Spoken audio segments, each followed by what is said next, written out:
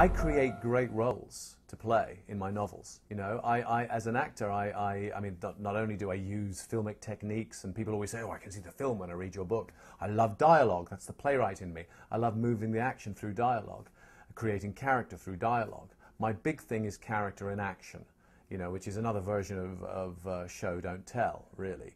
But I love driving it forward and revealing character by what they do and what they say, how they react. I also like to give my characters, as if an actor was going to play the roles, something to play. Because part of the problem with all those dreadful scripts was there was nothing to play. Or it was so basic it was a cliche. I hope that most of my characters, not all, you can't always do it with everyone, but most of my characters are rounded. They have conflict, they have, they're different things to different people. There's something to play in every scene. Didn't I always want to be a writer? You know, because I always did kind of write a bit. And now I look back and think, well, I'm a writer now, so I must have wanted to do it then. But I was pretty focused and, yes, on my acting career and pretty determined to get ahead. But the business side of it, the submitting yourself for approval constantly, giving over your power to other people to determine how well you're feeling about yourself, even though, you know, it might not be about who you are or even your acting. It might be you're not quite tall enough, you're not quite short enough, you're not quite fair enough, or you're too bloody old, you know, which happens all the time. As you get older, the roles change, you know, as a youth-dominated profession. So, you know, the endless seeking of approval got to me. The bad scripts got to me. You know, you're trying to make a living, and most of the stuff you do out there is rubbish. You know, and you think, I'm making it work for them because I'm a good enough actor to do that. But really, why can't I be speaking Shakespeare? You know, this is rubbish. And that's not true of everything. Of course, there's some fantastic television. But I didn't seem to be going up for the fantastics. I was going up for the pot-boiler, you know, episodics, and it bored me. Well, with Vlad, for example, it was a very hard book to write. It was trying to wrap my head around. I didn't want to write a horror story, even though there is some fairly horrible stuff in it, but it's not, and it is dark in some ways. It's a gothic novel in other ways, because the elephant in the room with a book about Vlad Dracula is always going to be the vampire. This is not a vampire book. This is about the real guy whose name was Dracula, Vlad the Impaler.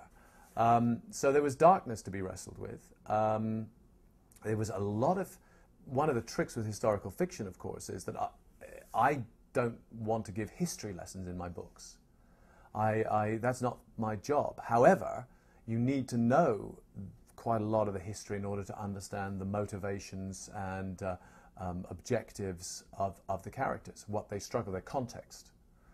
And so I came up with a device for this. Structurally, it's my best. I mean, it's the hardest structure, but it's a really well-constructed novel. Although I say so myself. But it is, you know, but it really, that took a lot of wrestling into shape in order to get as much history out of the way so we could get back to the story.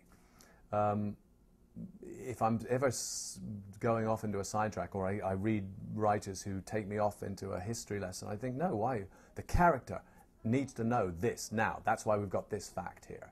And that's why that fact appears. Don't show your first draft to anyone. First drafts should be, you should be free to write anything you want. You know, it should be poorly spelt, bad grammar, contain dubious relationships to bestiality, whatever you want to put in there. Should be in there, and you shouldn't be feared that your wife or your mother is going to go, oh, that's the sort of person you are. You should feel free to create, and then you can go back and edit, and then decide how much or how little you want to put in or leave in.